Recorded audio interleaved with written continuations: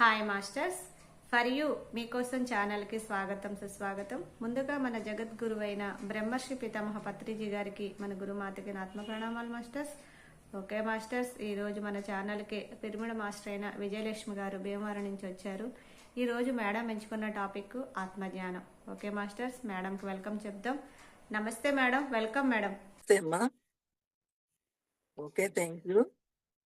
ముందుగా మరి జగద్గురు అయినట్టు మన బ్రహ్మశ్రీ సుభాష్పత్రి గారికి పాదాభివందనం చేసుకుంటూ జూమ్ లో ఉన్న ఆత్మబంధువులందరికీ కూడా నమస్కరిస్తూ మనం క్లాస్ స్టార్ట్ చేసుకుంటూ ఉన్నాం.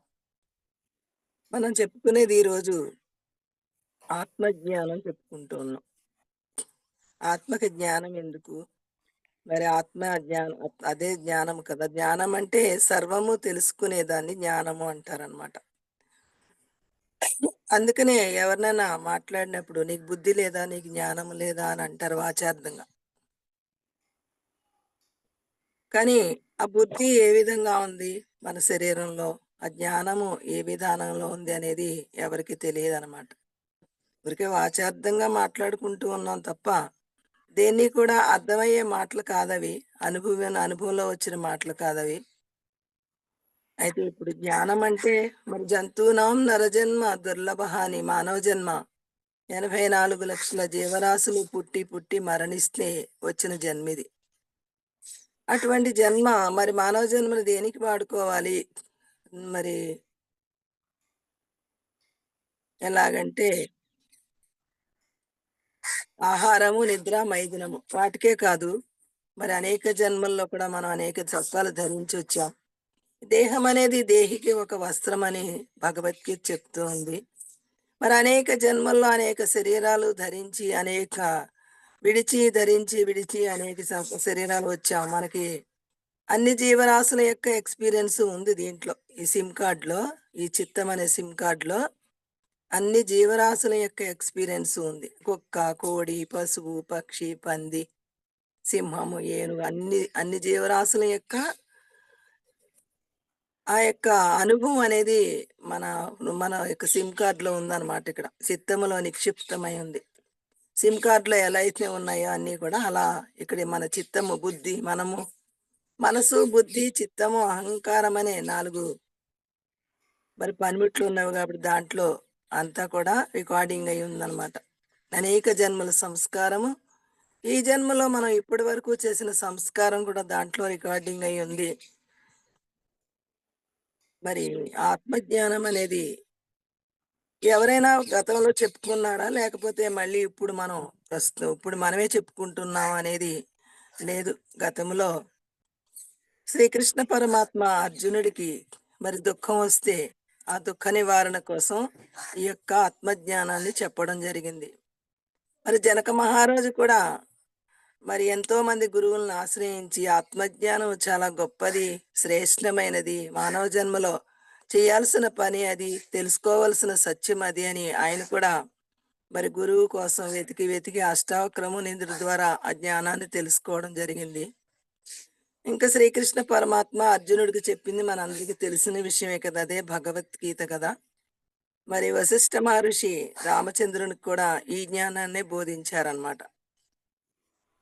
మరి ఆ జ్ఞానం అనేది దేనికి సంబంధించింది?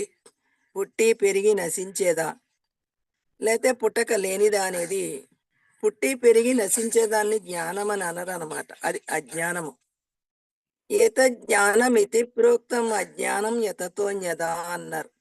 ఏ తత్వజ్ఞానం అయితే ఉన్నదో అదే జ్ఞానము తప్ప ఇతర జ్ఞానాలన్నీ కూడా అజ్ఞానమయ్యా అని అక్కడ భగవద్గీతలో చెప్పడం జరిగింది. అదే అర్జున విషాద యుగంలో బోధ అనేది లేదు. ఎందుకంటే అర్జునుడు దుఃఖిస్తూ మాట్లాడిన మాటలు మన అందరి జీవితాలు కూడా అట్లానే ఉన్నాయి. బోధ కాదు అది, అవన్నీ బాధలు అన్నమాట. మరి శరీరానికి సంబంధించిన మాటలన్నీ కూడా బాధలు, దుఃఖంతో కూడినవి కాబట్టి దాన్ని బోధ అని అనరు అనమాట.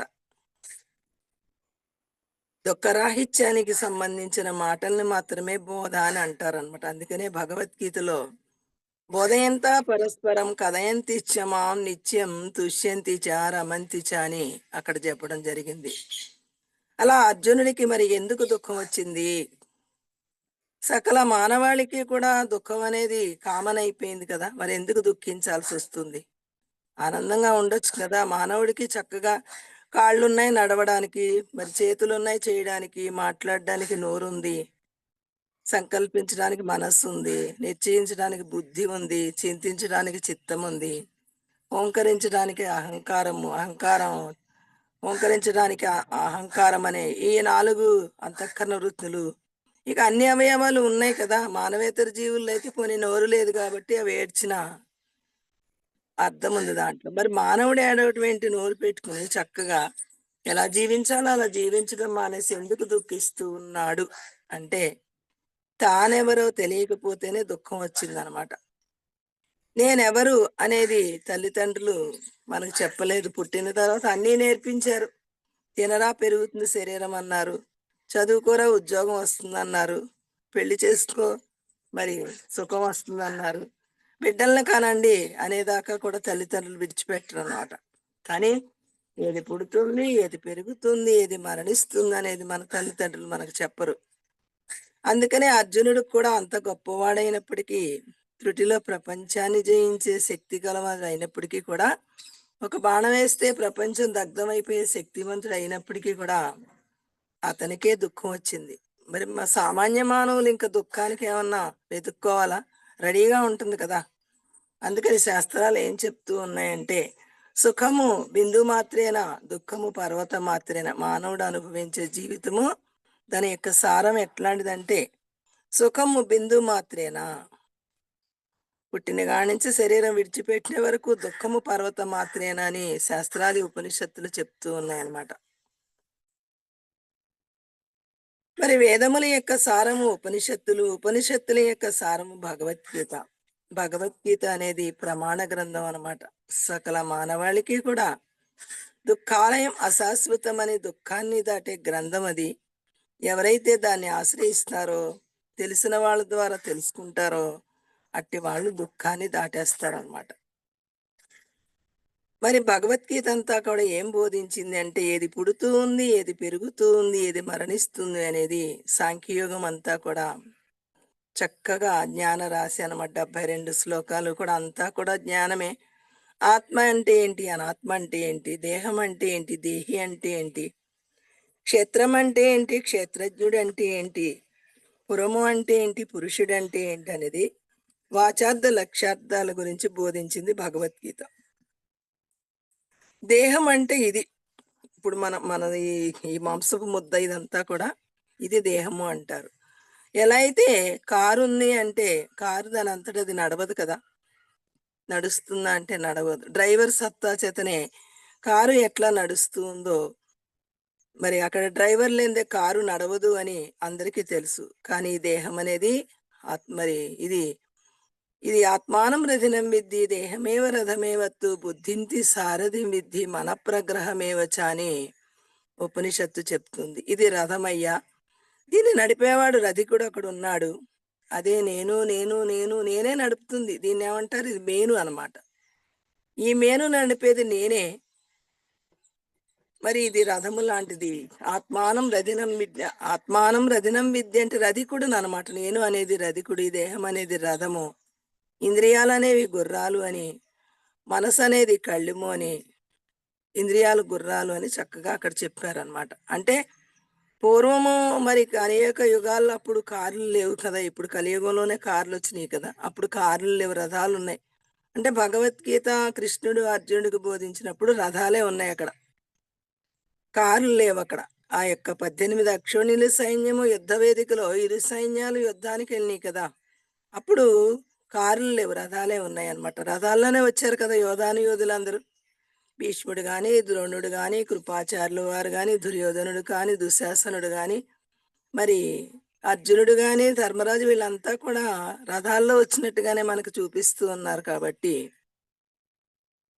ఇప్పుడు అయితే కారుని పోల్చుకుందాం. అప్పుడైతే రథాలు. ఇప్పుడు కారుని పోల్చుకుందాం. కారుకి ఎట్లయితే ఏమాత్రం తెలివి లేదో, యజమాని డ్రైవర్ యొక్క సత్తా చేతనే కారు ఎట్లా నడుస్తూ ఉందో, అలా ఈ దేహం అనేది ఒక కారు లాంటిదనమాట. అంటే జడము.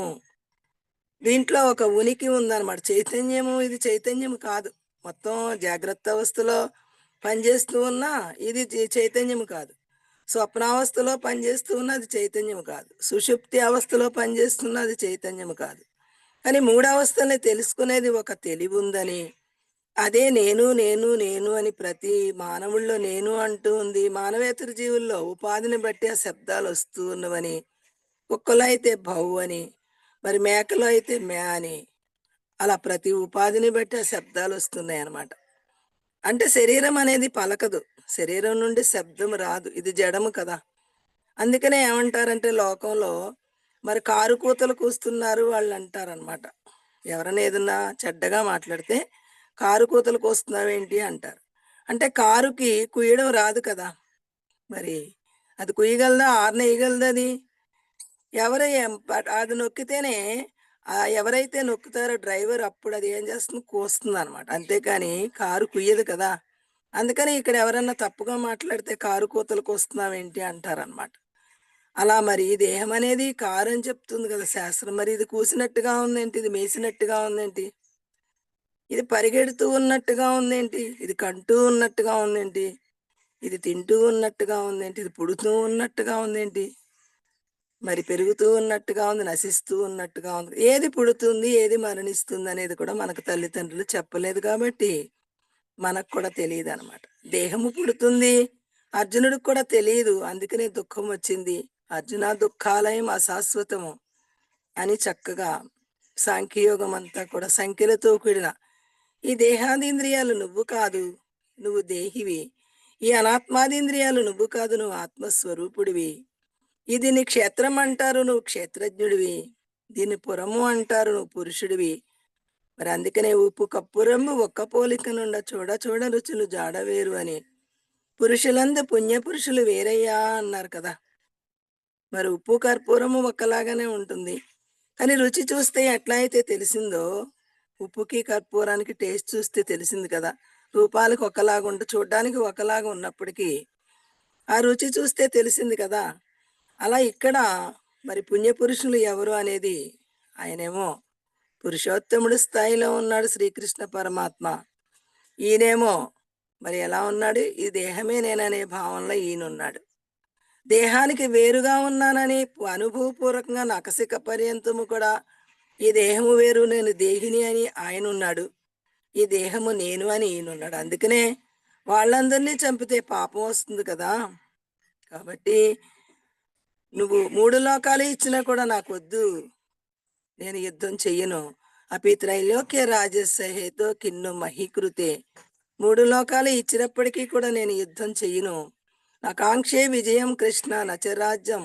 నాకొద్దు ఈ రాజ్యం మీద నాకు ఏమాత్రం కూడా కాంక్ష లేదు.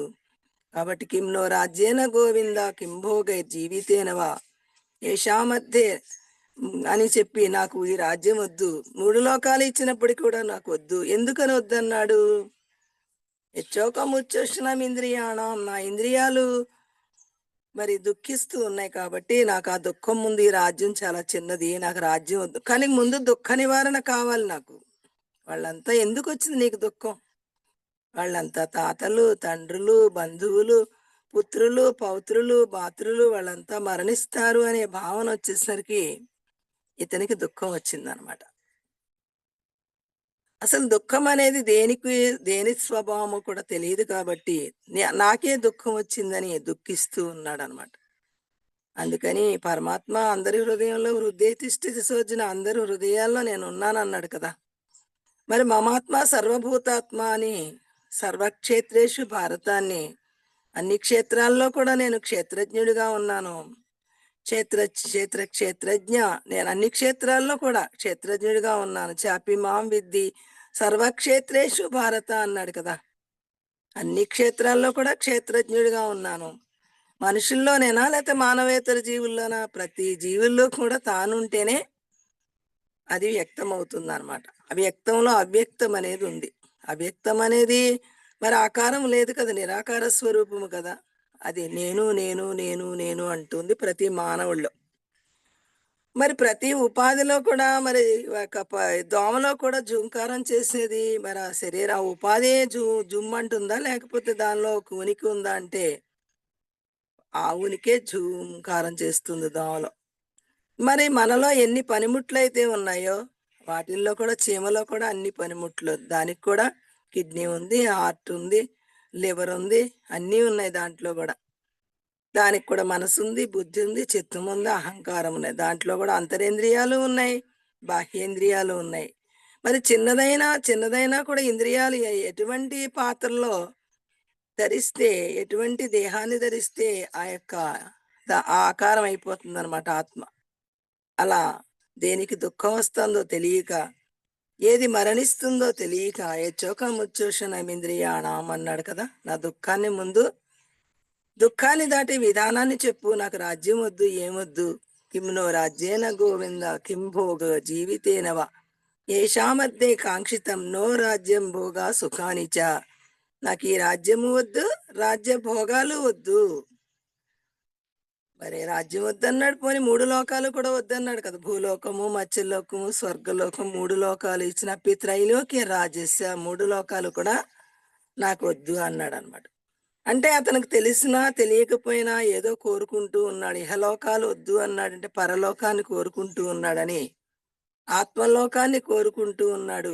దాంట్లో దుఃఖం లేదు కదా అని పరమాత్మ అందరి హృదయాల్లో ఉన్నవాడు కాబట్టి తనకు అర్థమయ్యి, సరే దాని గురించి చెప్తే ఏడుపు మానేస్తాడు కదా అని, అప్పుడు వీళ్ళంతా తనకేమవుతారు అనేది కూడా దాంట్లో ఆ సబ్జెక్ట్‌లో ఉంది కాబట్టి అది తెలిస్తే దుఃఖం ఆగుతుందని చెప్పి, అప్పుడు తనకి సాంఖ్యయోగం అంటే సంఖ్యలతో కూడని దేహాదీంద్రియాలు నీవు కాదర్జున అని సంఖ్యల్ని ఓపెన్ చేశాడనమాట. సంఖ్యంతా కూడా ఒక తోలుతో కప్పబడిపోయింది కదా! ఇదంతా మన శరీరం అంతా మాంసమే కదా! కన్ను మాంసం, కాలు మాంసం, ముక్కు మాంసం, నోరు మాంసం అన్నీ మాంసాలే కదా! మరి మనల్ని మనం చూసుకోవట్లేదనమాట. ఎందుకంటే దీనిపైన ఒక కవర్ ప్యాకేజ్ ఉంది కదా పైన. తోలుండడం వల్ల తోలు తీస్తే అంతా కూడా రక్తమే కదా ఇది. అంతా మాంసమే కదా!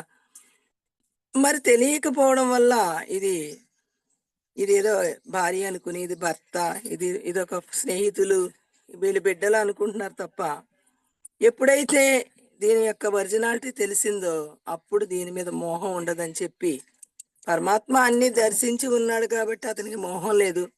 ఇతను తెలియకుండా ఉన్నాడు. దేహమే తాననుకుంటూ ఉన్నాడు కాబట్టి దుఃఖం వచ్చింది.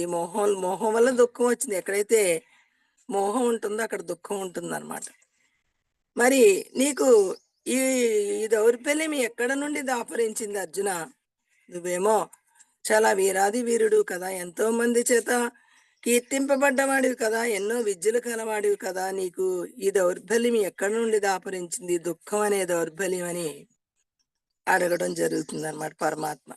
అప్పుడు సాంఖ్యయోగం అనేది సంఖ్యలతో కూడిన ఈ దేహాదీంద్రియాలని చెప్పి సంఖ్యని వేసి, అయ్యా ఇది 24 తత్వాలతో కూడింది. 5 జ్ఞానేంద్రియములు, 5 కర్మేంద్రియములు, పంచవాయువులు, మరి పంచ తన్మాత్రలు, అలా 24 4 అంతఃకరణ వృత్తులు. 5, 5, 5, 4 5లు 20 అయినాయి కదా!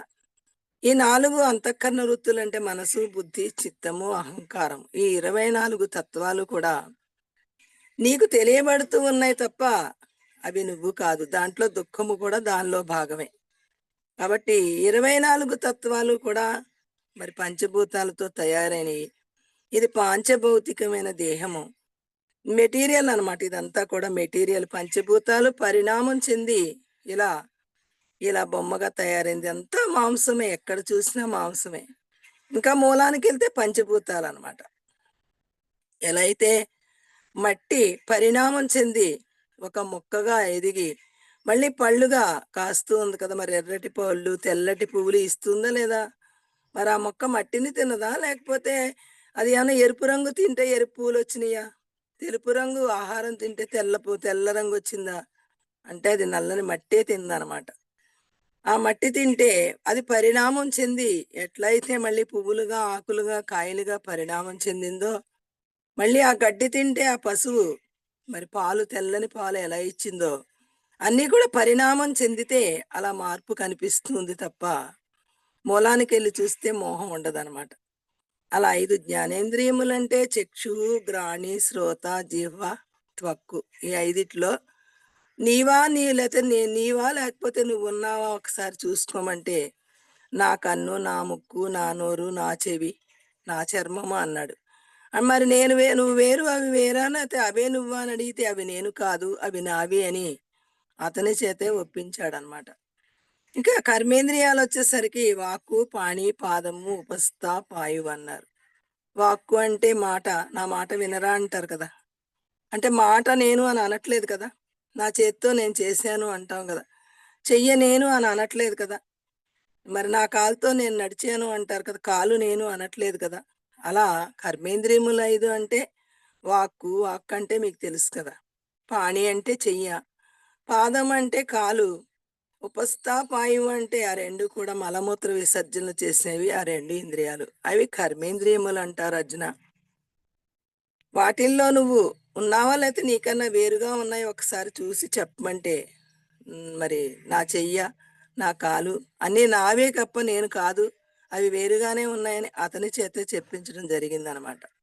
రెండవ పాయింట్. ఇక మూడవదొచ్చేసరికి పంచ ప్రాణాలు. ప్రాణ, అపాన, వ్యాన, ఉదాన, సమాన వాయువులు కూడా నువ్వా? లేకపోతే నీకన్నా ప్రాణం వేరుగా ఉందా అంటే, అందుకనే మరి నా ప్రాణం తీయకరా అంటారు కదా! కొంచెం తల్లిదండ్రులు గాని, లేతే భార్యని భర్త, భర్తని భార్య గాని అంటారు కదా! అంటే నేను వేరు, ప్రాణం వేరనేది కూడా మనకు తెలియలేదనమాట. ప్రాణం కూడా నాకన్నా విలక్షణంగా ఉంది. ప్రాణం గూడా నేను కాదు. అందుకనే మరి అనారోగ్యపరుడి దగ్గరికెళ్తే అతనేమంటాడంటే, "డాక్టర్ గారండి నేను ఈ బాధ భరించలేకుండా ఉన్నాను. నా ప్రాణం పోయేటట్టుగా ఏదైనా మెడిసిన్ ఇవ్వండి, లేతే ఇంజెక్షన్ ఇవ్వండి. నాకప్పుడు గాని ఈ బాధ తొలగిపోతుంది" అని అన్నాడు. అంటే ప్రాణం వేరు, నేను వేరనేది అక్కడ పలుకుతూ ఉన్నాడు కదా! అలా పంచ ప్రాణాలు కూడా నేనుకి విలక్షణంగా ఉన్నాయని, ఇంకా పంచ తన్మాత్రలు శబ్ద, స్పర్శ, రూప, రస, గ్రంథాదులనమాట. ఇవి గూళ్ళు అంటారనమాట. ఇందాక చెప్పిన ఇంద్రియాలు ఇవి గూళ్ళనమాట. ఈ ఈ గూళ్ళు ఇవి. అంటే ఇంటికి కబోర్డ్స్ ఎట్లా ఉన్నవో, ఈ శబ్ద, స్పర్శ, రూప, రస, గ్రంథాదులనేవి ఈ శరీరంలో గూళ్ళనమాట. ఫస్ట్ చెప్పుకున్నవి ఇంద్రియాలు. మరి ఎలా అయితే మనం ఇల్లు మారినప్పుడు మన పనిముట్లు తీసుకొని ఎట్లా వెళ్ళిపోతామో, అలా ఇంద్రియాలు మొదట చెప్పినయి జ్ఞానేంద్రియాలు. ఇప్పుడు చెప్పేవి కబోర్డ్స్ అన్నమాట. ఈ కబోర్డ్స్‌ని ఇక్కడే విడిచిపెట్టేసి మరి, మరి పనిముట్లు తీసుకొని ఎట్లా వెళ్ళిపోతూ ఉన్నామో ఇల్లు మారినప్పుడు, అలా ఈ దేహమనే మరి ఇల్లుని, ఈ కబోర్డ్స్ అనే ఈ యొక్క శబ్ద, స్పర్శ, రూప, రస, గ్రంథాదుల్ని విడిచిపెట్టేసి, ఈ శరీరాన్ని విడిచిపెట్టినప్పుడు అలా వెళ్ళిపోతూ ఉన్నాడు జీవుడనేవాడు. కాబట్టి ఇవి కూడా వేరుగానే ఉన్నాయి. ఆత్మకి వేరుగా, నేనుకి వేరుగానే ఉన్నాయి. ఇక అంతఃకరణ వృత్తులకొద్దాం. 20 తత్వాలు అయిపోయినాయి కదా! 20 తత్వాలు కూడా నేనుకి వేరుగానే ఉన్నాయి. ఇక అంతఃకరణ వృత్తులొచ్చేసరికి నీకసలు మనస్సాక్షి ఉందా? నీకసలు బుద్ధుందా? అని నీకంత అహంకారం ఏంటి? అంటారనమాట. ఇస్తున్నాయి. కానీ చెప్పేవాళ్ళు లేక మనం అవే మనం అనుకుని అలా వాటికేదన్నా వస్తే నాకొచ్చింది అని అలా దుఃఖిస్తూ ఉన్నామనమాట. అర్జునుడు కూడా అదే వేదికలో దుఃఖం వచ్చింది. ఈ 24 తత్వాలు కూడా వేరు చేసి మరి ఇవన్నీ కూడా కప్పుకున్నవే తప్ప కప్పినయి తప్ప నేచురల్‌గా ఉన్నవి కాదు. భూమి మీదకి మానవుడు శరీరం ధరించినప్పుడు ఈ పనిముట్లనే అన్నీ కలిపి ఒక వస్త్రము మరి దేహమనే వస్త్రాన్ని ధరించి భూమి మీదకొచ్చి గత జన్మలో శరీరము నేననే చేసిన కర్మలు, ఆ కర్మలన్నీ కూడా ఒడిగట్టుకుని ఉభయ కర్మలు తల్లి గర్భంలో ప్రవేశించి, మళ్ళీ ఆ కర్మల్ని ప్రారబ్ధంగా ఏర్పరుచుకుని భూమి మీదకొచ్చి మళ్ళీ అనుభవించేసి, మళ్ళీ వెళ్ళిపోతూ ఉన్నాం. ప్రతి మానవులేంటి, మానవేతర జీవులు ఎవరైనా అదే ప్రయాణం. మరి ఈ ప్రయాణం ఆగాలి అంటే ఎప్పుడాగుతుంది అనేది అది తర్వాత చెప్పుకునే సబ్జెక్ట్. ఫస్ట్ అసలు ముందు దుఃఖము దేనికొస్తుంది? మరి ఈ శరీరంలో ఏది సత్యము? ఈ దేహములో ఈ 24 తత్వాలు కూడా పనిముట్లే తప్ప వీటికి ఏటికి కూడా తెలివి లేదు. అందుకనే నవద్వారే పురే దేహి నైవ కుర్వన్ నకారయన్ చెప్పారు కదా! ఎలా అయితే ఇల్లు మరి అన్ని ద్వారాలు పెట్టుకుని, అన్ని కిటికీలు పెట్టుకుని మరి ఎలా ఉంటాడు? అన్ని గుమ్మాల్లోంచి వెళ్తూ, వస్తూ, లోపలికొస్తూ, వెలుపలికెళ్తూ వస్తాడు. గుమ్మం ఏ గుమ్మమన్నా ఎదురు తిరుగుతుందా? యజమానున్నప్పుడు మరి ఏదన్నా నా తలుపు, నా గుమ్మం నన్ను ఇంట్లో పెట్టి తలుపేసేస్తుందని ఏ యజమానన్నా భయపడ్డ వాళ్ళున్నారా ఇప్పటి వరకు? లేకపోతే నా ఇంట్లో ఫర్నిచర్ సోఫా ఎదురు తిరుగుతుంది, లేకపోతే ఫ్రిడ్జ్ ఎదురు తిరుగుతుంది, ఏసీ ఎదురు తిరుగుతుందని ఎవరైనా భయపడుతూ ఉన్నారా? ఎంత హాయిగా ఉన్నారు తలుపులేసుకుని. ఈ ఇంట్లో నేనొక్కడిని ఉన్నాను. ఈ ఇంట్లో ఏ వస్తువు కూడా ఎదురు తిరగదు. వాటి వల్ల అతనికి ఏమాత్రం కూడా బాధ లేదనమాట. కానీ ఇక్కడ మానవుడు మరి ఆత్మ నేననుకుని యజమానిలాగా ఉండి, మరి దేహాదీంద్రియాలనే పనిముట్ల చేత ఎందుకు భయపడుతూ ఉన్నాడు? ఎందుకు బాధపడుతూ ఉన్నాడు? నా మనసు నాకు స్వాధీనం అవ్వట్లేదని. మరి అవే ఏదో భార్య, భర్త, బిడ్డలు, బంధువులకి ఏదన్నా కొంచెం అనారోగ్యం వచ్చినా, లేతే ఆర్థిక ఇబ్బందులొచ్చినా, ఇంటికి సంబంధించినయి కదా ఆర్థిక ఇబ్బందులు. అనారోగ్యం అనేది కూడా శరీరానికి సంబంధించింది గదా! దేహమనే అటువంటిది మరి నాకే వస్తున్నాయని ఎందుకు దుఃఖిస్తున్నాడు మానవుడు? కాబట్టి ఇక్కడ ముందు వేరు చెయ్యాలన్నమాట. మనం అనేక జన్మల నుండి కలిసిపోయి వచ్చాం. ఎప్పటి నుండి అంటే ఎప్పుడైతే మా జన్మకొచ్చామో అప్పటి నుండి కూడా మరుపనేది వచ్చేసిందనమాట. ఎందువల్ల?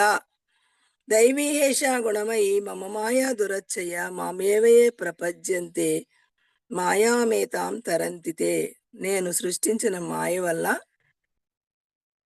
యథార్థాన్ని మర్చిపోవడం, పదార్థాన్ని సత్యం అనుకోవడం జరిగిందనమాట. యథార్థం అంటే ఉనికి, చైతన్యము, ప్రకాశము అది సత్యం అనమాట. అది మార్పు లేనిది సత్యం అనేది. సత్యం అనేది మారదు. ఇప్పుడు మనకి రోజు కూడా జాగ్రత్త అవస్థ, స్వప్నావస్థ, సుషుప్తి అవస్థ 3 అవస్థలు మారుతూ ఉన్నాయి కదా! జాగ్రత్తలోనేమో స్థూల శరీరం పనిచేస్తూ ఉంది. స్వప్నంలోనేమో సూక్ష్మ శరీరం పనిచేస్తూ ఉంది. సుషుప్తిలో మరి అక్కడ ఆత్మ మాత్రమే ఉంది. తాను మాత్రమే ఉన్నాడు. తెలివి ఒకటే ఉందక్కడ. అందుకనే అక్కడ ఏ డిస్టర్బెన్స్ లేదు గాఢ నిద్రలో. వచ్చిన తర్వాత చాలా హాయిగా ఉన్నాను. చాలా ఫ్రెష్‌గా ఉన్నాను అంటాడనమాట. మరి స్వప్నంలోంచి వచ్చిన వాడిని పలకరిస్తే ఏమంటాడు? భలే కళ్ళొచ్చినియి. అక్కడ మరి భయపడే కళ్ళొచ్చినియి అంటాడు. లేకపోతే ఆనందపడే కలలొచ్చినియి అని చెప్తుంటాడనమాట. అలా మరి జాగ్రత్త అవస్థలో అయితే ఇంక చెప్పక్కర్లేదు కదా! జాగ్రత్త అవస్థ అంతా కూడా అటు పోటు లాంటిది కదా! కాసేపు సుఖము, కాసేపు దుఃఖం అనేది ఈ జాగ్రత్త అవస్థలో ఉంది. అంటే జాగ్రత్త మారి స్వప్నముగా మళ్ళీ మారుతూ ఉంది. మళ్ళీ స్వప్నము మారి సుషుప్తిగా మారుతూ ఉంది. 3 అవస్థలు రోజు జరుగుతూ ఉన్నాయి కదా మనందరిలో కూడా. కానీ మాకొక్కళ్ళకే తెలుసు, ఎవరికీ తెలీదనేది జ్ఞానం కాదు. అందరికీ తెలుసు అనేదే జ్ఞానం. అందరూ తెలుసుకునే ఛాన్స్ ఉన్నదే జ్ఞానం అన్నమాట. ప్రతి మానవుడు కూడా దాని కొరకే వచ్చినట్టుగా వేదాది ఉపనిషత్తులు చెప్తున్నాయన్నమాట. మరి కానీ వచ్చింది దేనికో మర్చిపోవడం జరిగింది. మర్చిపోవడం వల్ల ఈ శరీరము నేననుకోవడం, ఈ చిన్న సంసారము నాది అనుకోవడం, మరి నాకే దుఃఖం వచ్చింది, నాకే సుఖం వచ్చిందని ఇలా ఆటుపోట్లతో కాసేపు నవ్వడం, కాసేపు ఏడవడం. బాల్యమంతా ఆటపాటలతో అయిపోయింది తీరిక లేకుండా. యవ్వనమంతా కామ్యాది విషయాలతో అయిపోయింది తీరిక లేకుండా. తానెవరో తెలుసుకునే తీరిక లేదు. ఇక కౌమార స్థితి అంతా కూడా ఆ బిడ్డల్ని సాగనంపడానికే సరిపోయింది సమయం. తీరిక లేదు తానెవరో తెలుసుకోవడానికి. ఒక్కసారి అంతర్ముఖమయ్యి తానెవరో తెలుసుకోవడానికి సమయం లేదనమాట. మళ్ళీ వృద్ధాప్యం వచ్చిన తర్వాత వ్యాధిగ్రస్తుడైపోయి మరి అవయవాలు పనిచేయక ఎక్కడికైనా వెళ్దామంటే కాలు పనిచేయదు. మరి పోనీ చూద్దామంటే కూడా ఏదైనా బుక్ చదువుదామంటే కళ్ళు సరిగా కనపడవు. మరి మనసు కూడా సరిగ్గా ఏదైనా పోనీ ఎవరన్నా మహాత్ములు ప్రవచనం చెప్తున్నారు విందామంటే మనసు పనిచేసి సరిగ్గా గుర్తుండదనమాట. అలా అవయవాలన్నీ ఏమైపోయినాయి? క్షీణించిపోయినాయి అనమాట. అరిగిపోయినాయి. ఎందుకని అంటే మరి నిప్పురానన్నా ముట్టుకోకంటే కాలుతుంది కదా! ఏం చెప్తున్నాయి ఇక్కడ వేదాది ఉపనిషత్తులు? బ్రహ్మ సత్యము, జగత్ మిథ్య అని చెబుతున్నాయి. మరి మానవ జన్మ ఎందుకొచ్చింది? అసలు మానవ జన్మ ధరించడానికి, ఇక్కడ ప్రయాణమై రావడానికి భువి నుంచి దిగివచ్చారని చెప్తున్నారు కదా! ఎందుకు రావాల్సొచ్చింది అంటే, నేనెవరు? నేనెవరని తెలుసుకోవడానికొచ్చిన జన్మ. కానీ మనం ఇంత వయసొచ్చినా ఆ నేనుని పట్టుకోగలిగామా? పట్టుకున్న వాళ్ళు చాలా ధన్యులనమాట. ఆ వస్తువు గనక దొరికితే మరి అంతకన్నా సుఖము, అంతకన్నా ఆనందం లేదు. సుసుఖీ నరహ అన్నారనమాట. ఎవరైతే ఈ దేహానికి సంబంధించిన సుఖము, ఇది సుఖము కాదు. ఇది తాత్కాలికమైనది మాత్రమే. అంటే కాసేపు ఉంటుంది, మార్పు చెందుతూ ఉండేది సుఖము కాదు. కానీ దీంట్లో ఒక సుఖం ఉంది. అది ఎవరైతే తెలుసుకుంటారో అట్టివాడు మార్పు లేని సుఖాన్ని అనుభవిస్తాడు. అది ఒక్క మానవుడికి మాత్రమే సాధ్యమవుతుందని భగవద్గీతలో చెప్పడం జరిగిందనమాట. జంతునాం నరజన్మ దుర్లభ. ఆ నరజన్మలో మళ్ళీ మరి ద్విజన్మ ఎత్తి ఎవరైతే మాధవ తత్వాన్ని తెలుసుకుంటారో, ఇది తల్లిచ్చిన శరీరం గుడ్డు లాంటిది. మరి దీంట్లో ఒక పిల్లుందని ఏ తల్లి కూడా చెప్పదనమాట. నేను అశాశ్వతమైన శరీరాన్ని మాత్రమే ఇచ్చాను. మరి ఆ శరీరంలో మరి శాశ్వతమైన పిల్ల ఒకటుంది. ఆ పిల్లని ఎవరినైనా అడిగి తెలుసుకోండి. మహాత్ముల్ని ఎవరినైనా తెలుసుకోండి అని ఏ తల్లి కూడా చెప్పడం జరగల. మనం కూడా మన పిల్లలకు మనం కూడా చెప్పలేదు. అలా మరి అనేక జన్మలు సంప్రాప్తం జ్ఞానవాన్ మాం ప్రపద్యతే వాసుదేవ సర్వమితి సమహాత్మ సుదుర్లభ అని అనేక జన్మల పుణ్యం గనక మనం ఉంటే మన దగ్గర ఉంటే గనక ఆ పుణ్యము ఉపయోగించుకుని నేనెవరు అని తెలుసుకోవడం జరుగుతుంది. ఇప్పుడు చాలా మంది పిరమిడ్ మాస్టర్స్ అందరూ కూడా చక్కగా మరి ఆ గురువుని ఆశ్రయించటం, ఎంతో ఆనందాన్ని పొందడం, మరి అంతా కూడా నిమిత్త మాత్రంగానే ఉంటున్నారు మాస్టర్స్ అందరూ కూడా. ఇది అశాశ్వతమైనదని చక్కగా ధనాన్ని మరి వాడుకుంటూ, శరీరాన్ని ఆయుష్ ధ్యానానికి వాడుకుంటూ, ధ్యానము, స్వాధ్యాయనము, సజ్జన సాంగత్యానికి చక్కగా సమయాన్ని చాలా మంది ఆ గురువు గారి యొక్క పుణ్యం వలన మరి చాలా మంది ఒడ్డుకొచ్చినట్టుగానే కనిపిస్తూ ఉన్నారు. కానీ ధ్యానము చేస్తే ఒట్టి ధ్యానమే సరిపోదు. స్వాధ్యాయనము కూడా కావాలి. స్వాధ్యాయనము అంటే ఎట్టి గ్రంథాలు చదవాలి. మరి ఆత్మజ్ఞానానికి సంబంధించిన గ్రంథాలు చదివితే స్వాధ్యాయనము. సజ్జన సాంగత్యము. ఇప్పుడు ఇది సజ్జన సాంగత్యమే కదా ఈ క్లాస్ అంతా కూడా. అటువంటివి వింటూ ఉంటే అప్పుడప్పుడు మనలో మరి ఏదైతే ఉనికి అయ్యుందో, ఏది నేనయ్యున్నాను అనేది తెలుస్తుందనమాట. అలా సాంఖ్యయోగములో అర్జునుడికి చక్కగా 24 తత్వాలు కూడా వేరు చేసి, నువ్వు దేహివినైనా ఈ దేహము కాదు. ఈ దేహము పంచభూతాలతో తయారైంది. ఇది పుడుతుంది, ఇది పెరుగుతుంది, నశిస్తుంది. నువ్వు పుట్టేవాడివి కాదు, నువ్వు పెరిగేవాడివి కాదు, నశించేవాడివి కాదు నువ్వు అని అలా చక్కగా నేతి నేతి మాటలతో ఎలా అయితే తల్లి పుట్టిన బిడ్డకి మరి చిన్న ముద్ద తినిపిస్తుందో, ఒక్క ముద్ద నలిపి నలిపి రంగరించి పెడుతుంది కదా నేతి నేతి వాక్యాలతో.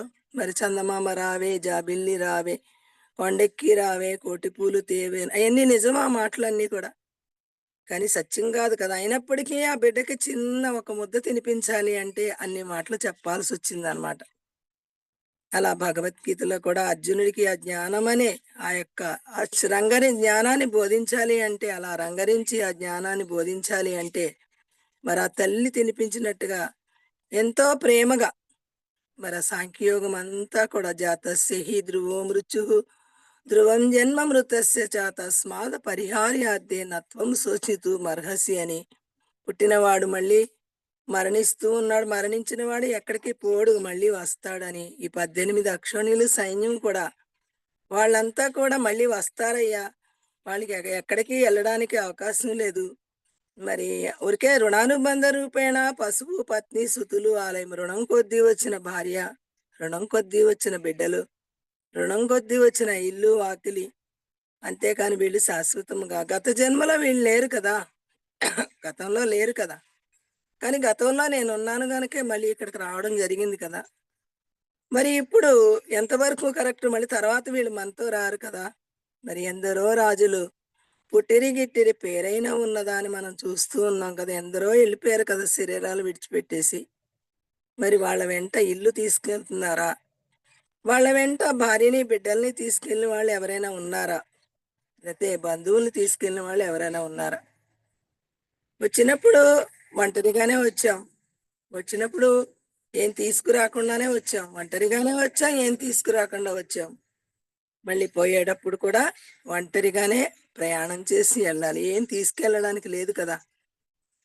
మరి మధ్యలో వచ్చిన భార్య పోని చివరిని తీసుకెళ్ళడానికి ఉందా?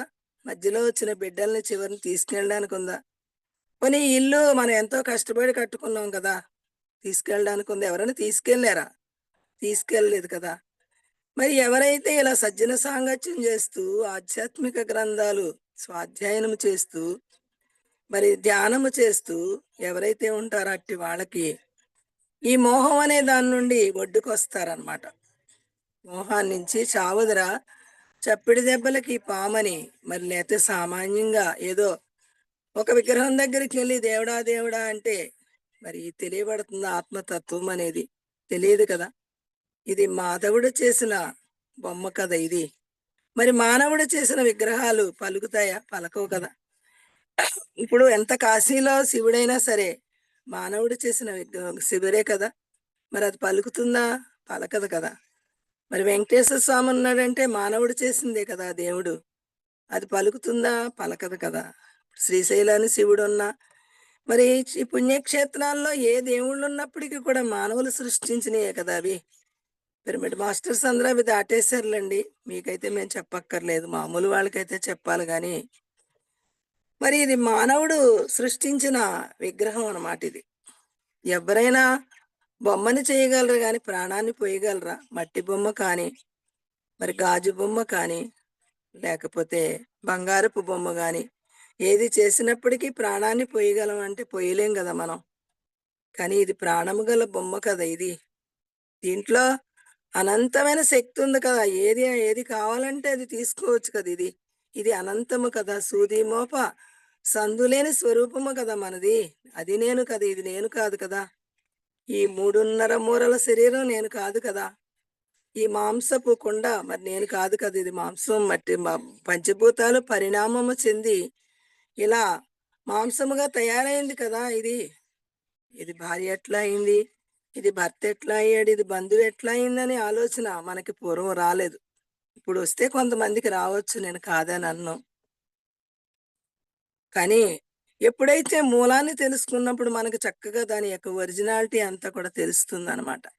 ఈ శరీరం అంతా కూడా ఏదోల్బేన ఆవృతో గర్భ తదా తేనేదమావృతమని. మావి చేత శిశువు, మురికి చేత అద్దము, పొగ చేత అగ్ని ఎట్లా కప్పబడిపోయినవో అలా నేను నేను నేను అంటూ ఉన్నాను చూడండి. ప్రతి ఒక్కళ్ళం కూడా ఆ నేను అనేది త్రివిధ దేహాలు చేత, త్రివిధ గుణాలు చేత, త్రివిధ అవస్థల చేత, పంచకోశాల చేత నేను అనేది కప్పబడిపోయిందనమాట. అందుకనే యదోల్బేన ఆవృతో గర్భ తదా తేనేదమావృతం అంటే మావి చేత శిశువు, మురికి చేత అద్దము, పొగ చేత అగ్ని ఎట్లా కప్పబడిపోయినాయో అలా ఈ దేహము చేత దేహి కప్పబడిపోయింది. ఈ క్షేత్రము చేత క్షేత్రజ్ఞుడు కప్పబడిపోయాడు. మరి ఈ పురము చేత పురుషుడు కప్పబడిపోయాడు అనమాట. ఈ అనాత్మాదీంద్రియాల చేత ఆత్మ కప్పబడిపోయింది. మరి ఎవరైతే పురుష ప్రయత్నం కావాలి అన్నారనమాట, ఎవరైతే ధ్యానము స్వాధ్యాయనము సజ్జన సాంగత్యంతో అది సాధ్యమవుతుంది అర్జున అని అక్కడ భగవద్గీతలో చెప్పడం జరిగిందనమాట. ఎవరైతే ప్రయత్నిస్తారో ఆత్మను తెలుసుకోవాలి. ఈ శరీరంలో ఏదో ఒక ఉనికి ఉంది, ఆ ఉనికి మార్పు లేకుండా ఉంది, అవస్థలకు అతీతముగా ఉంది, కోశాలకి అతీతముగా ఉంది, మరి మనోబుద్ధి అహంకారాలకు కూడా విలక్షణంగా ఉందని ఎవరైతే తెలుసుకుంటారో అట్టి వాళ్ళు భగవద్గీతలో సుసుఖీ నరహ అన్నారనమాట.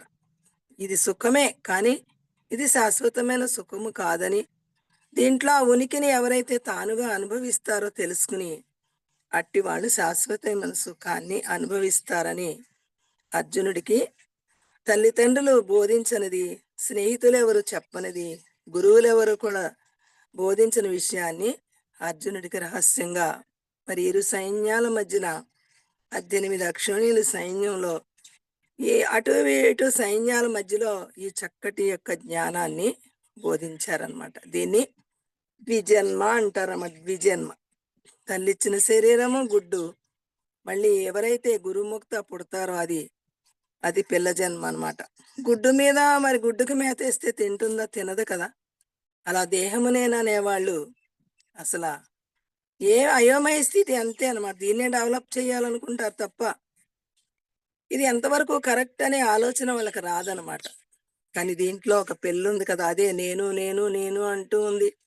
తల్లి చెప్పిందా? ఎవరి తల్లి అయినా అయినా ఇది గుడ్డును మాత్రమే నేను ఇచ్చాను, దీంట్లో ఒక పిల్ల ఉంది, నువ్వు ప్రయత్నించి మహాత్ముల సాంగత్యం చేసి ఈ పిల్లని తెలుసుకుని ఆ పిల్ల నువ్వుగా ఎప్పుడైతే తెలుసుకున్నావో అప్పుడు నీకు దుఃఖం అనేది ఉండదు. దుఃఖరాహిత్యమైనది, దుఃఖముతో కూడిన శరీరాన్నే నీకిచ్చాను తప్ప నేను దుఃఖరాహిత్యమైన స్వరూపాన్ని నాకు తెలియదు నాయనా అని చెప్పి ఏ తల్లిదండ్రులు కూడా బోధించలేదన్నమాట. అందుకనే పురుష ప్రయత్నం కావాలి అన్నారు ఇక్కడ. విశేషమైన పుణ్యం కావాలి అన్నారు. ఈ యొక్క మళ్ళీ ద్విజన్మ ఎత్తాలి అంటే. విజన్మ అంటే అనాత్మాది ఇంద్రియాల్లో మళ్ళీ ఆత్మని తెలుసుకోవడం అన్నమాట. ఈ దేహములో దేహి నేను విలక్షణంగా ఉన్నాను. 24 తత్వాలకి కూడా నేను అంటకుండా ఉన్నానని నయనం చిందంతి శస్త్రాణి నయనం దహతి పావకః నచైనం క్లేదయంచాపు నశోషయతి మారుతః అని నేను ఆత్మస్వరూపుణ్ణై ఉన్నాను. మరి నేను నీటి చేత తడవబడను, గాలి చేత ఎగరబడను, అగ్ని చేత దహింపబడను, భూమి చేత కప్పబడను, ఆకాశము చేత నేను ఆవరింపబడను, అటువంటి స్వరూపమై ఉన్నానని మళ్ళీ గురుముఖత తెలుసుకోమని చెప్పింది శాస్త్రం. అర్జునుడికి కూడా తెలియలేదు కదా, అంత గొప్ప వీరుడైనప్పటికీ కూడా. మరి అందుకే కదా అతనికి దుఃఖం వచ్చింది. అందుకని దుఃఖము దేని యొక్క స్వభావం? అర్జునా నీకు దుఃఖము లేదు, నేనులో దుఃఖము లేదు అని మరి దీంట్లో చక్కగా మళ్ళీ విడదీసి చూపించారు. మనసు యొక్క స్వభావము సుఖ దుఃఖాలు అని, ప్రాణము యొక్క స్వభావము ఆకలి దెబ్బకలు అని, దేహము యొక్క స్వభావము జనన మరణాలు అని, నువ్వు దేహము కాదు నువ్వు దేహివని, నీకు మరణము లేదు అని, మరి నువ్వు ఈ యొక్క ప్రాణము నువ్వు కాదు, ప్రాణాన్ని నడిపించేవాడు నువ్వు అని, నీకు మరణము లేదు అని, మనసు నువ్వు కాదు, మనసును నడిపించేవాడు నువ్వు అని, నీకు సుఖదుఖాలు లేవు. దీని స్వభావము సుఖదుఖాలు తప్ప నీకు సుఖము లేదు, దుఃఖము లేదు. అసలు నువ్వు సుఖస్వరూపుడివే, ఆనంద స్వరూపుడివే అని ఇక్కడ ఆత్మ యొక్క లక్షణాలు, అనాత్మ యొక్క లక్షణాలు చెప్పడం జరిగిందనమాట. ఆత్మ అంటే నేను కదా. ఆత్మ యొక్క లక్షణాలేంటి? సత్తు చిత్తు ఆనంద లక్షణాలని.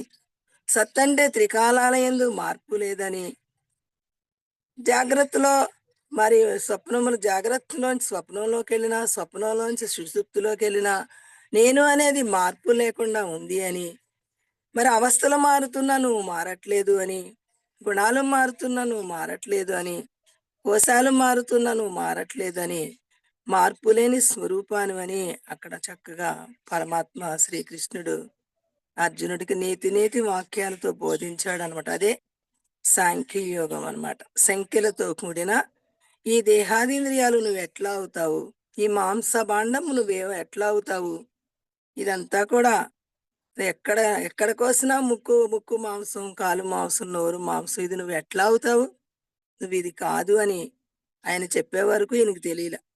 ఎంత గొప్ప వీరుడికైనా చూడాలి ఎంత మాయో. అందుకనే భగవద్గీతలో చెప్పారు, ఈ చిన్న విషయం కూడా ఎందుకు తెలియలేదు అంటే, చిన్న విషయమే కదా అది, ఎందుకు తెలియలేదు?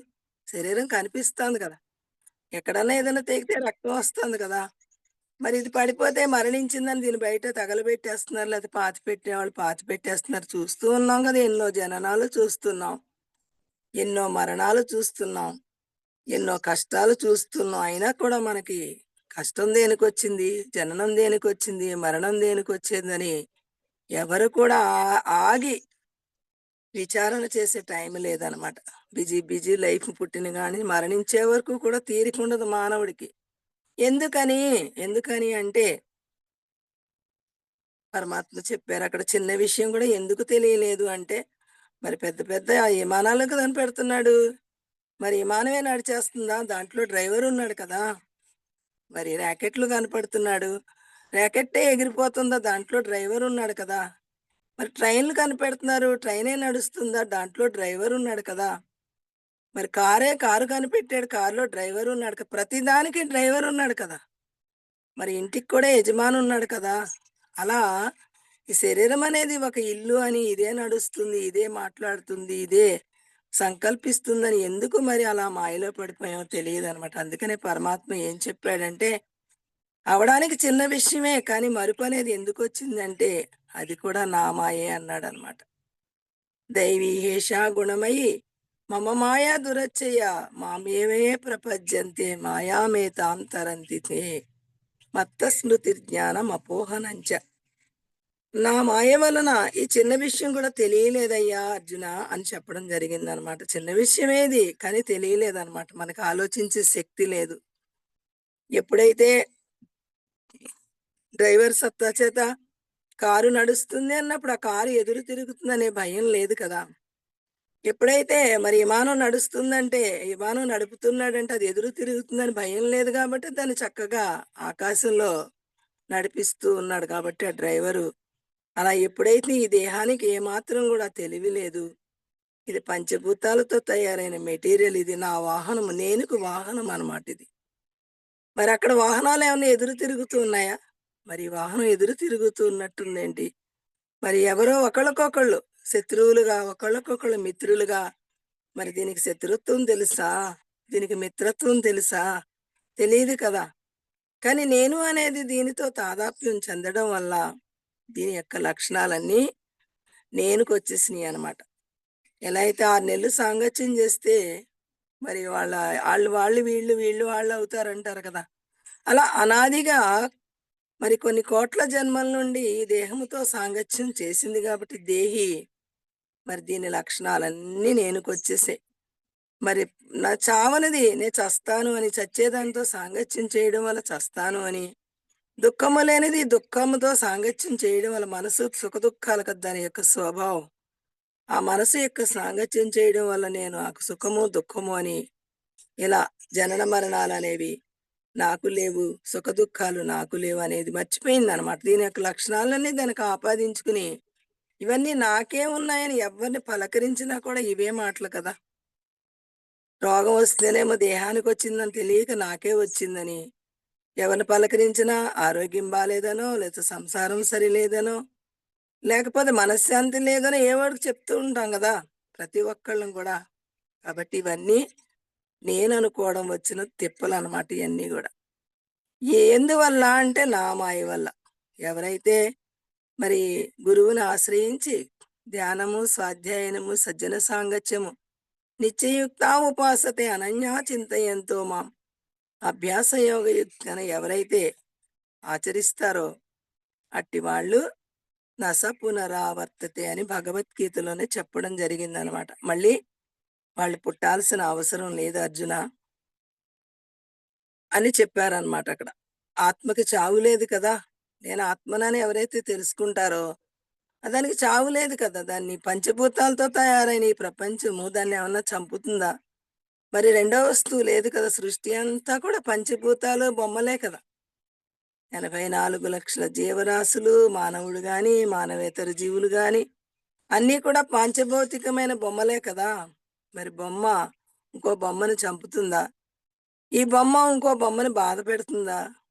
మరి చూడాలి మరి బాధ పెడుతున్నట్టుగానే కనిపిస్తున్నాయిగా. భార్యని భర్త, భర్తని భార్య, బిడ్డలని తల్లిదండ్రులు, తల్లిదండ్రులు బిడ్డలు బాధ పెడుతున్నట్టుగా కనిపిస్తుంది కదా! సత్యం తెలియకపోవడం వల్ల ఇవన్నీ కూడా ఆవరించబడ్డాయన్నమాట.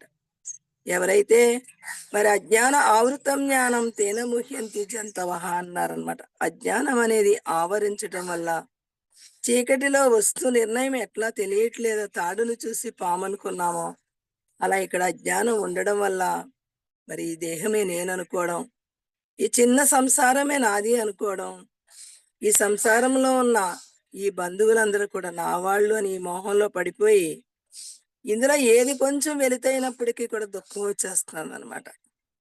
ఏది కొంచెం మనకి ఏర్పడ్డా కూడా తారసపడితే ఆనందం వస్తుంది. ఇక్కడ తగ్గితేనేమో దుఃఖం వచ్చేస్తుంది. అనేక జన్మల్లో అనేక శరీరాలు ధరించాం. బహూనాం జన్మనామంతే జ్ఞానవాన్ మాం ప్రపద్యతే వాసుదేవ సర్వమితి సమహాత్మ సుదుర్లభ అన్నారు కదా! అనేక జన్మల్లో ఎన్నో శరీరాలు ధరించాం. ఏవి ఆ శరీరాలు? ఈ జన్మ కూడా అంతే కదా! ఏదో ఒకనాడు ఇది పడిపోతుంది. పడిపోయిన తర్వాత వాళ్ళ ధర్మాన్ని పట్టి తగలబెట్టుకునే వాళ్ళుంటారు. పాతిపెట్టుకునే వాళ్ళుంటారు. వాళ్ళు వెంటనే ఈ శరీరం విడిచిపెట్టిన వెంటనే వాళ్ళేం జేస్తారు? తీసేసి తగలబెట్టడం, పాతిపెట్టడం చేసేస్తారు. మనం ఎంతమందిని చేసాం అలాగా. మళ్ళీ మనను కూడా మన ఎనకాల వాళ్ళు అలాగే చేసేస్తారనమాట. మరి అనేక జన్మల్లో కూడా ఇలానే జరిగింది. తనని తాను మరవడం వల్ల అసలు జన్మకి ఎందుకు రావాల్సొచ్చింది? తనని తాను మరవడం వల్ల ఈ జన్మలు అనేవి ఏర్పడ్డాయి అన్నమాట. ఇక్కడ ఈ మానవ జన్మ అనేది ఉత్తమోత్తమైన జన్మ కాబట్టి ఎవరైతే మరి ధ్యానము, స్వాధ్యాయనము, సజ్జన సాంగత్యము ఎవరైతే చేస్తారో నిత్యయుక్తా ఉపాసతే అనన్యా చింతయంతో మాం అభ్యాసం యోగ యుక్తేన. అలానే శరీరయాత్ర ఏం విడవక్కర్లా. పెళ్లి చేసుకోవద్దని చెప్పలేదు. ఉద్యోగం చేసుకోవద్దని ఏ ఏ శాస్త్రము చెప్పల. వ్యవసాయం చెయ్యొద్దు అని ఏ శాస్త్రము చెప్పలేదు. పెళ్లి చేసుకోవద్దని కూడా ఏ శాస్త్రం చెప్పల. నువ్వు ఏవేవి చెయ్యాలనుకున్నావో అన్నీ చేస్తూ కానీ ఇది ఒక్కటి మాత్రం మానకుండా చేస్తే ఎన్ని చేసినప్పటికీ ఎప్పుడైతే ధ్యానము, స్వాధ్యాయనము, సజ్జన సాంగత్యం 3 కూడా సమపాళ్లలో ఉన్నవో రోజు కూడా అట్టివాడు దుఃఖాన్ని దాటినవాడు. దుఃఖాలయం అశాశ్వతం అని చెప్పింది కదా భగవద్గీత. మరి దుఃఖాన్ని ఎట్లా దాటాలి? తానెవరో తెలుసుకుంటేనే దుఃఖాన్ని దాటగలం తప్ప ఈ శరీరమే నేను, ఈ సంసారమా నాదే అని ఎంత సాధనలు చేసినప్పటికీ కూడా దుఃఖాన్ని దాటలేం. ఊరికే తాత్కాలికంగా లేనట్టు ఉంటుంది కానీ సందర్భం వస్తే అది వదిలిపెట్టదు అనమాట. అసలు ముందు దుఃఖం దేనికి వస్తుందో తెలుసుకుని అది వేరు చేసుకోవాలి కదా. దుఃఖం అనేది మనసు యొక్క స్వభావం కదా. మనసు నేను ధరించిన వస్తువు తప్ప నేను కాదని ఎప్పుడైతే అనుభవపూర్వకంగా తెలుసుకున్నామో అప్పుడు దుఃఖరహితుడు అవుతున్నాడు. మరి జన్మ దేనికి వస్తుందని పూర్ణంగా తెలుసుకున్నప్పుడు అప్పుడు జన్మరహితుడు అవుతున్నాడు. దేనికి కర్మ అని తెలుసుకున్నప్పుడు ఎటువంటి కర్మనైనా సరే నా కర్మ అంటే బంధం అయిపోయింది, నా కర్మ అంటే తేలికైపోయింది అనమాట. అది నేను వేరు కర్మ వేరు అని ఎవరైతే చేస్తారో అది నిష్కామ కర్మ అన్నమాట. నిష్కామ కర్మ బంధించదు. శరీరము నేను అని చేసిన కర్మ బంధిస్తుంది. అది కామ్య కర్మ అన్నమాట. శరీరం అనేది తాను అని ఎవరైతే అనుకుంటారో అట్టి వాళ్ళది చేసేది కామ్య కర్మ. కామ్య కర్మ ఏం చేస్తుంది? బంధిస్తుంది. నిష్కామ కర్మ ఏం చేస్తుంది? బంధరహితులను చేస్తుంది అనమాట. జన్మరాహిత్యానికి తోడ్పడుతుంది అది. అలా మానవ జన్మ అనేది ఎంతో ఉత్తమమైన జన్మ. మరి ఎన్ని జన్మలు ధరించి విడిచి వచ్చామో ఇప్పుడు ఇంకా మళ్ళీ ఈ జన్మని దేనికి వాడుకోవాలి? జన్మరాహిత్యానికి వాడుకోవాలి. ఇంక మళ్ళీ ఇటువంటి శరీరాలు ధరించకూడదు. మళ్ళీ ఏ తల్లికి కూడా ప్రసవ వేదన ఇవ్వకూడదు. తల్లి ఎంత కష్టపడుతుంది బిడ్డను కనేటప్పుడు. ఏ తల్లికి కూడా ప్రసవ వేదన ఇవ్వకూడదని మనం ఎప్పుడైతే పట్టరా మన గురువు గారు చెప్పారు కదా, పట్టరాదు పట్టు పట్టిన బిగియ పట్టవలెను, పట్టి విడుచుట కన్నా పడి చెచ్చుట మేలు అని చెప్పారు కదా. మరి ఏ పట్టు పట్టాలి? నేను మళ్ళీ జన్మకి రాకూడదు, ఇక్కడే జన్మరాహిత్యం చేసుకోవాలి, ఈ జన్మలోనే కర్మరాహిత్యం చేసుకోవాలి. జన్మరహితుణ్ణి కర్మరహితుణ్ణి ఇప్పుడే ఈ క్షణం నుంచి మరి చేసుకుని మళ్ళీ నేను పుట్టకూడదనే సంకల్పం తీసుకుని ఆ పట్టు పట్టాలన్నమాట. అది మానవ జన్మ యొక్క లక్ష్యం ఏంటంటే సార్థకత. మానవ జన్మని సార్థకత చేసుకునే జన్మ ఇది. ఎంత గొప్ప జన్మ అంటే మరి చిన్న శరీరము నేను అనుకున్నాం, చిన్న సంసారము నాది అనుకున్నాం, ఈ చిన్న 4 పిల్లలే నా వాళ్ళు అనుకున్నాం కదా. కించిత్వాది భావాలు వచ్చేసినాయి అన్నమాట. సాక్షికి ఆత్మకి అనాత్మాదీంద్రియాల లక్షణాలన్నీ కూడా వచ్చేసి ఎందుచేత అంటే సాంగత్య దోషం వల్ల. మరి ఇది ఇది ఇది ఇది ఇది 3.5 మూరల శరీరమే కదా, కానీ ఆత్మ అనంతం కదా. మనం శరీరం కాదు కదా, మనం ఆత్మం కదా. మరి ఆత్మ అనంతము కదా. ఆ బ్రహ్మ భువనాల లోకాలు కూడా నిండి ఉన్న స్వరూపము మనం కదా. సూది మోప సందులేని స్వరూపము నేను అన్నప్పుడు మనకి ఎంత బలం వచ్చిందో చూడాలి. ఈ 2 పిల్లలే కాదు, సమస్త ఈ సృష్టిలో ఉన్న జీవరాశులన్నీ కూడా నావే అన్నప్పుడు మనకి ఎంత బలం వచ్చింది. మరి ఈ చిన్న సంసారమే కాదు, చిన్న సంపద కదా మంది. ఉంటే పోనీ 100 కోట్లు ఉండొచ్చు. 100 కోట్లు ఏ మూలకి అనంతమైన ఆ బ్రహ్మ భువనాల లోకాలు ఆ సంపద మనం విడిచిపెట్టేశాం కదా. మరి అంతటా ఉండే స్వరూపము నేనైనప్పుడు అన్ని జీవరాశులు నా సంతానం అన్నప్పుడు అన్ని సంపదలు నావే కదా.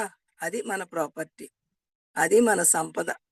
మరి ఎంత గొప్ప స్థాయి నుంచి జారి జారి జారి మనల్ని మర్చిపోవడం వల్ల ఈ చిన్న సంసారంలో చిక్కుకుపోవడం, జన్మని జన్మని మూఢా జన్మని మామ ప్రాప్యేవ కౌంతేయ తతో యతి అధమాంగతికి. ప్రతి జన్మలో కూడా మానవ జన్మకు రావడం, మానవ జన్మకు కడుపులో ఉండగా ప్రామిస్ చేయడం, నేనేమైనా సరే మళ్ళీ జన్మకు రాను, జన్మరాహిత్యం చేసుకోవడానికి వచ్చిన జన్మని ఇదని, మళ్ళీ భూమి మీదకి వచ్చిన తర్వాత మళ్ళీ మాయలో పడిపోవడం, శరీరము నేను అనుకోవడం, వీళ్ళంతా సత్యం అనుకోవడం, మళ్ళీ ప్రయాణం అంతా కూడా బాహ్య ప్రయాణమే అయిపోయింది తప్ప అంతర్ ప్రయాణం అనేది కుదరట్లేదు అనమాట మనకి. అంతర్ ప్రయాణం చేస్తే అది అనంతమైన ప్రయాణం.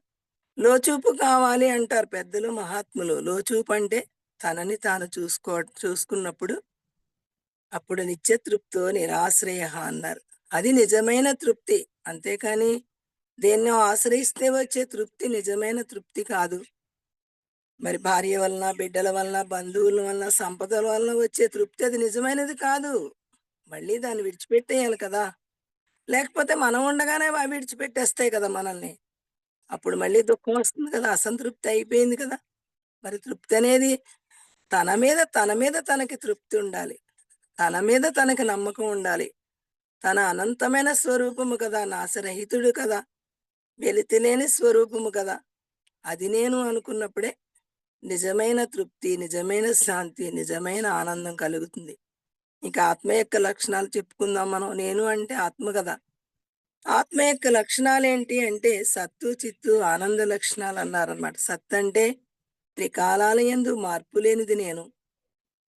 చిత్తు అంటే ఈ శరీరాదీంద్రియాలు ప్రకాశిస్తూ ఉన్నది నేనే. ఈ శరీరానికి ఏమాత్రం కూడా తెలివి లేదు. చిత్తు అంటే అది. ఆనందం అంటే అసలు నా స్వరూపమే ఆనందం. చెరుకులో తీపి కలపాలా ఏంటి? అసలు అది తీపే కదా! అలా నా స్వరూపములో బిడ్డలు, గొడ్డులు, ఇల్లు, వాకిళ్ళు, సంపదలు వస్తే ఆనందము లాంటిది కాదు. అసలు నా స్వరూపమే ఆనందం. నా స్వభావమే ఆనందం. దాంట్లో ఏది కలపక్కర్లా. తనని తాను తెలుసుకుంటే ఆనందం ముందు ఇవి ఆనందాలే కాదనమాట. తనని తెలుసుకున్నప్పుడు ఈ దుఃఖము కాదు అని తెలుస్తుందనమాట. అది మన యథార్థమైన స్థితి తెలుసుకోవడానికి భూమి మీదకొచ్చాం. జన్మ సార్థకత అంటే ఏంటంటే భగవద్గీతలో చక్కగా మరి పరమాత్మ ప్రతి అధ్యాయములో కూడా ఎలా తెలుసుకోవాలి యథార్థ స్థితిని అని సాంఖ్యయోగములో, మరి ఎలా చెయ్యాలి కర్మ అనేది కర్మయోగంలో, జ్ఞానం అంటే ఏంటి, అజ్ఞానం అంటే ఏంటి అని జ్ఞానయోగములో, చేసి చెయ్యని వాడిగా ఎట్లా ఉండాలనేది కర్మ సన్యాస యోగంలో, అలా చక్కగా ప్రతి అధ్యాయంలో కూడా ఎంత అద్భుతంగా జీవన విధానాన్ని పొందుపరిచారనమాట. చాలా అద్భుతమైన గ్రంథం మనకి అందుబాటులో ఉన్నది అంటే మరి అంతకన్నా అదృష్టవంతులు ఇంకొకళ్ళు ఉండరేమో. ఓకే అమ్మా. Time thank you madam. Thank you so much madam. For you మీకోసం ఛానల్కి వచ్చి ఎంతో గొప్ప ఆత్మజ్ఞానాన్ని అందించారు మేడం. Thank you madam.